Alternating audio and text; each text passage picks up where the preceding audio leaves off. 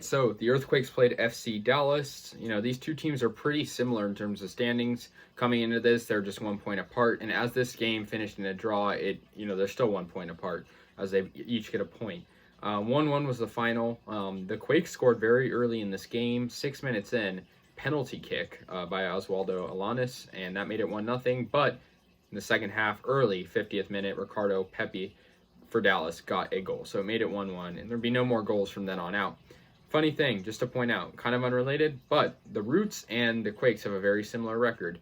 The Roots are now 6-6-9, and the Quakes are 6-9-8. So yeah, it's funny that the both Bay Area soccer teams, albeit they're in different leagues, but it's funny. Yeah, shots close to equal, 17-13. Dallas had the edge. Shots on target, Dallas had the edge, 7-2. Possession 59-41, so pretty decent margin for Dallas on that. Passes, Dallas had the edge. I mean, they outplayed them, I will admit, but I mean, they still get the same amount of credibility in the standings with this game, each getting 1 point. A lot of offense for Dallas. They had 8 corners, 5 for San Jose. For San Jose, they had Marcinowski in net. He's been pretty good all year. I mean, he doesn't usually allow more than a couple goals, or one really. To be specific, 2 yellow cards were given to San Jose, 2 to Dallas, respectively. Just a pretty good game, I guess. It was exciting, but in terms of the outcome, tie isn't really what you want.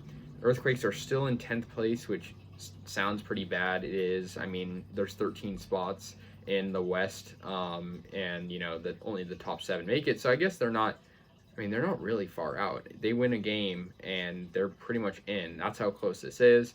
The 7th place team, Salt Lake, they have 30 points. We have 27. So I mean, that just goes to show. First place Seattle with 45, and that's just the West. 55 for New England in the East. That's a whole different picture.